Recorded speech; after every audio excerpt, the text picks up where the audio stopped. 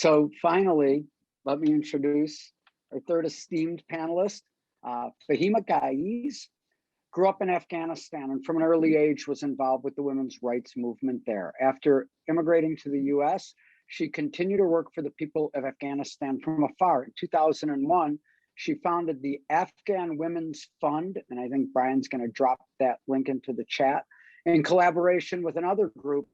And in 2011, it was incorporated as an independent charity. Fahima continues today as its president, raising money to support schools for girls, cooperatives for women, clinics in rural areas, and more. Fahima has addressed the United Nations, has traveled widely to speak at university-based conferences, and has appeared on many national and international television and radio stations, including the BBC and NPR. She's been featured in various publications, including the Washington Post. Many members of Fahima's family still live in Afghanistan, and she travels there often to oversee the work of the foundation. So Fahima, thank you so much for joining us this evening. Thank you, David. Thank you very much. I want to thank Val for giving this elaborated history, and also thank you very much, Eric, for calling out on what really the mess that they have created and the mess that we are in, and really appreciate it. I'll be talking, since Val already talked about the history, the recent history of US involvement, I just want to add one little thing to it, is that US involvement in Afghanistan did not start with the Marxist government came to power. It started actually in 1974, when then government of Afghanistan nationalized banks and took some steps toward progress. Some progressive step that the then Afghan government took. So there were some, of course, thugs and thieves who left Afghanistan then, and the US decided to support them with the help of Pakistan and Saudi Arabia. So that was the first group actually started in 1975 that were formed in Pakistan. They were called Mujahideen, which they were also called by Afghan Ashrar. Ashrar is the word, the Arabic word for terrorist. They were, and then when the leftist, the Marxist government took over, and then when the Soviet came to Afghanistan, of course, those groups became much stronger and more groups were formed, and Pakistan was more involved, and of course the US was more involved, and then billions and billions of dollars were given there by United States and much by the Saudis to use these thugs and thieves and the outcasts of the society to fight the Afghan government and any progress that was made in Afghanistan. And mostly because women's right was on the right tracks, they were using the women movement and the women's emancipation to call the then government of Afghanistan an atheist government or a communist or godless or whatever, that they used their God and their version of Islam to fight the government. And of course, Eric said earlier that 200 some people are in here in this group. Many of these people were the parents of these people contributed, of course, not knowing, but their tax money went to support the Mujahideen or the terrorists in Afghanistan against the collapse of Afghan government and against the emancipation of women in the Soviet Union. So Afghanistan became a battlefield between the Soviet Union and United States and also the regional power. What I'll be talking about the prospect on the ground, the prospect of Afghans, that they are very angry right now. I am in contact with hundreds of Afghans every day and talk to them. And I do not know if you heard my interview the other day. It was very emotional. I hardly could talk about what is going on in Afghanistan. So the people are telling me this, that the US kept using Afghans for 40 years. They have used Afghanistan against the progressive government in Afghanistan, against the Soviet Union. And then, after the first generation, after the Soviet Union left, the first generation of the terrorist Mujahideen came to power, and then the second generation, which is the Taliban, came to power, and then US went and got rid of the Taliban, and then when they brought back the same terrorists. It's like they are recycling, they're putting them in the trash somewhere, keep them there, and then they take them out of the trash and recycle them and put them force them on people of Afghanistan. So this last debacle in Afghanistan, the withdrawal of the US troops in Afghanistan, it's not that I, as a peace activist, as once being a member of the peace action, I am not for military intervention. I did not want any war. I did not want the US to stay there. But once they were there should have been a more responsible withdrawal from there. But unfortunately, what the US did over the years, when Karzai was in power, or after Ghani was in power, they sidelined the Afghan government. They undermined the Afghan government. They made decisions with the warlords. They were meeting with the warlords. I mean, think about it. If Mexico, the Mexican ambassador or any other ambassador comes here and meet with the opposition of the US government, this is so undiplomatic. But in a country where there is war going on, the US ambassador, the military, the high ranked military people, they would be meeting with the opposition of the government. And of course, every time they meet with them, they would give them more relevancy, they would give them more power, and then the warlords would be asking for more and more position, or for more. They wanted their interests to be considered by the government more than the interests of the people. So they were forcing government to listen to them and reply or respond to their need, to the warlords' needs. And after 9/11, when US went there, they did not even really disarm people. What happened, some of the old weapons were kind of collected. They would call them withdraw, but disarm, but that was not. And then instead they sold them new weapons. Of course, somebody in the military machines, in the big military weapon companies were making money by giving them new weapons. So over the years, there were, in every election, the US intervened. The election of 2014 and then the election of 2019, when Mr. Ghani won the two elections, US forced Mr. Ghani to accept the warlords Abdullah. It was like a government with two heads. And of course, 50% were the warlords already. And then the other 50% that they inherited, the government of Afghanistan inherited from the previous government, were corrupt people. And every time, because the warlords became so powerful, so rich, filthy rich, you probably have seen some of the pictures of their palaces.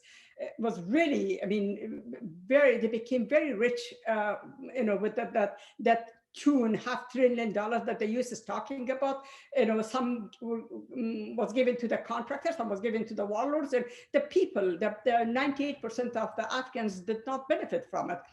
But the US was undermining and sidelining the Afghan government, and forcing actually the Afghan government in a way to give very sensitive military and security positions to the people who had no interest in Afghanistan, who had no interest in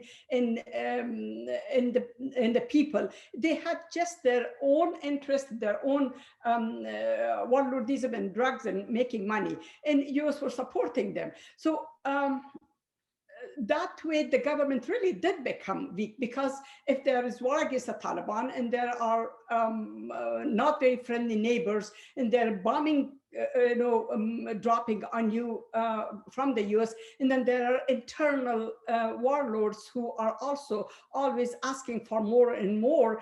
The Afghan government did become weak. But this the deal that was done by was signed by Mr. Trump almost 2 years ago. It was a really shameless deal, and then that shameless deal was signed by Biden. Some people say what Biden could have done. Why not? He could have done a lot. Trump signed a lot of deals, but Biden, when he came to power, got rid of them. So he could have done that too, but instead he did not do it, and he wants to blame Trump for it. I don't care who is blamed for. As far as I know, as far as the people from outside see both. If it's an orbit in front of them or is a D in front of them, they see the foreign policy the same. It does not change very much. The foreign policy does not change if there is a Democrat or the Republican. And the question that people have and the anger that they are saying that use with all the might, with the military that they have, with the technology that they have, with the money that they have, the bragging that they do, they couldn't stand the Taliban, a medieval group, just a few thousand people. They couldn't get rid of terrorism. The US keeps supporting terrorism in Afghanistan for the past 40 plus years, and especially in the last 20 years. Taliban were not even strong. Before 9/11, Taliban was not a very strong entity. But after 9/11, after the Taliban kind of, they lost power, they became very strong. But if we really were serious about the war on terror that we are talking about, or we went to Afghanistan, because of the war on terror. First of all, the 19 people who flew the airplane, they were not Afghan, they were from Saudi Arabia, and they were trained here, and they were from the former allies of the United States. They were the people that the US trained, supported, even from Virginia to North Carolina to Pakistan to in Afghanistan. And then when they went to Afghanistan and they invaded Afghanistan under the war on terror.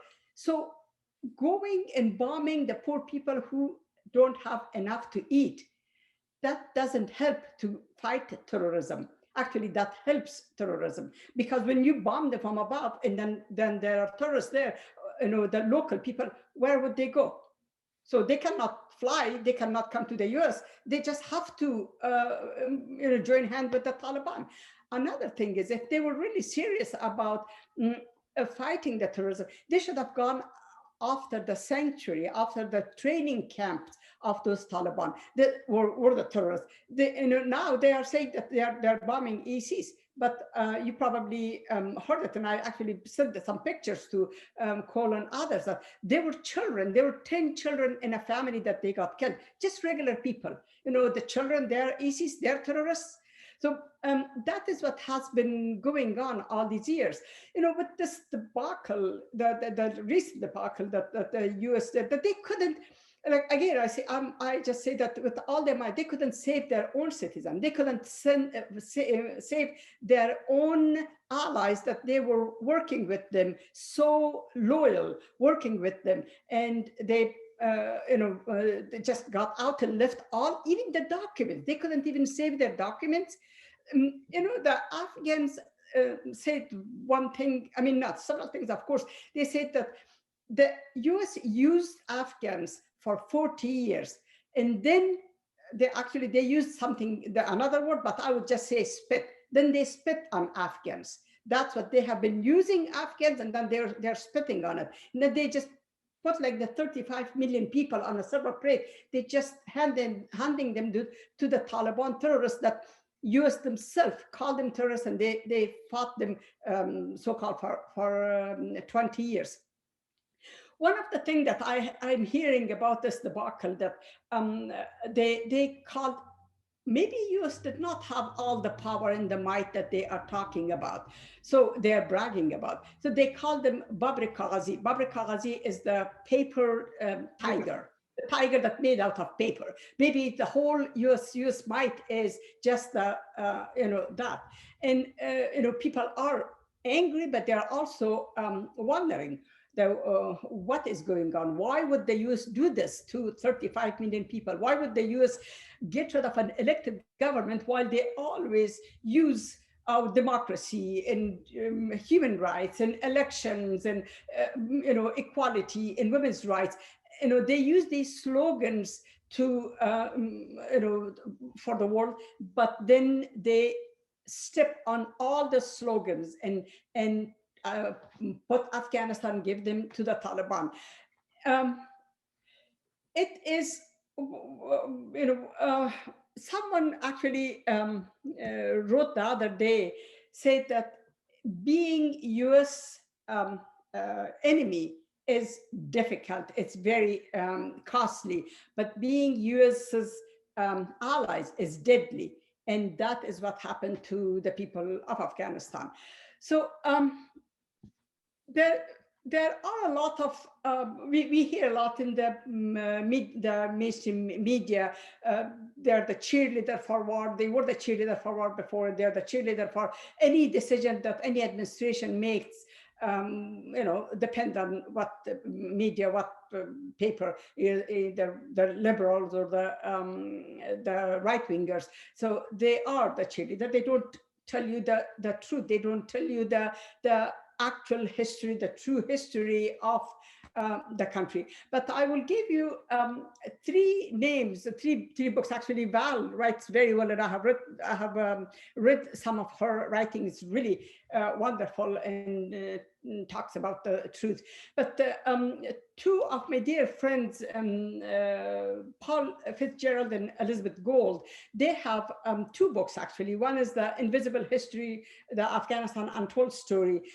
Please, if you can read that, it will tell you that the US intervention in Afghanistan that started way before the 9/11, way before even the Soviet before 79, before the Soviet entering Afghanistan.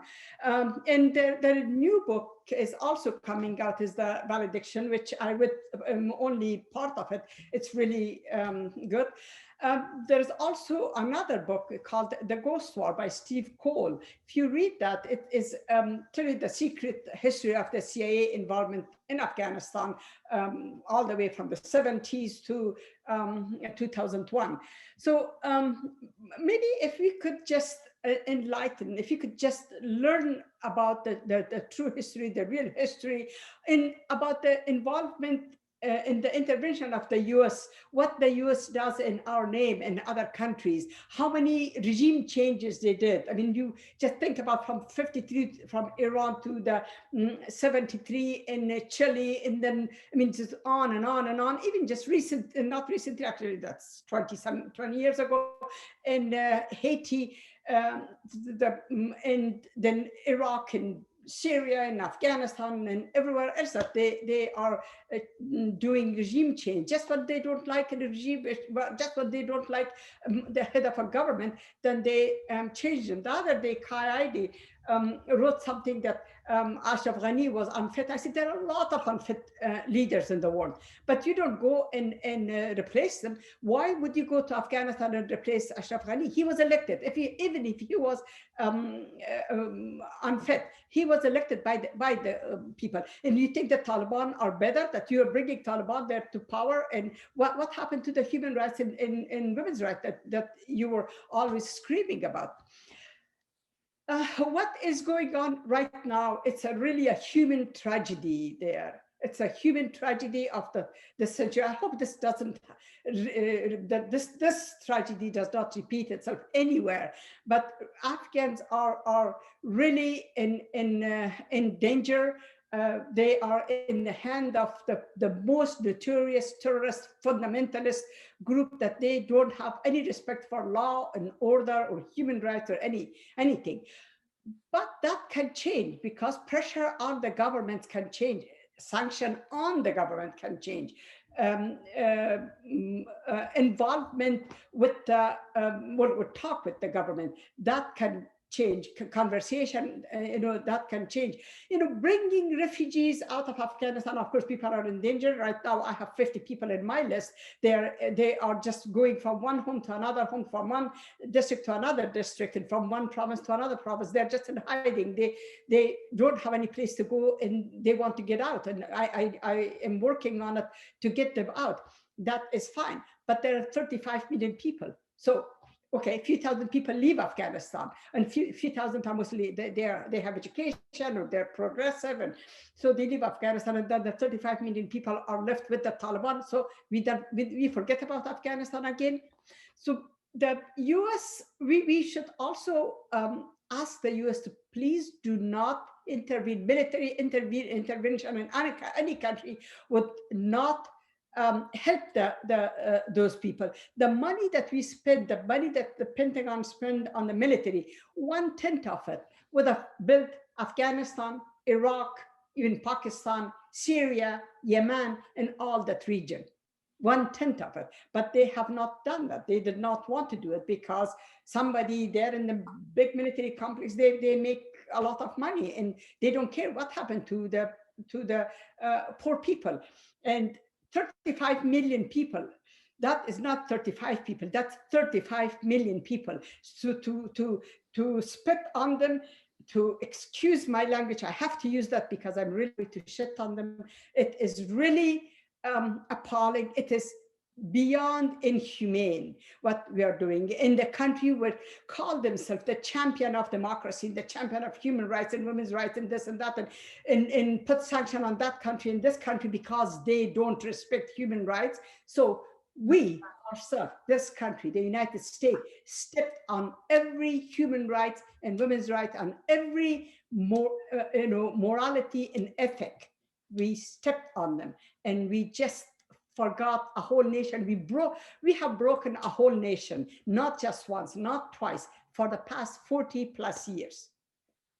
So we are trying to help people there on the ground. We are trying to evacuate some people to bring them to safety. And I'm hoping that, they will go back and build the country. I have left Afghanistan 40 years ago, and I have been gone many, many, many times and built many schools and many, try to help people. Well, I'm hoping that those people who are out, who are dedicated people, they will go back and build the country. But for now, we need to save their lives. And our organization also helps there on the ground. We have volunteers who are helping on the ground, Afghan Women's Fund.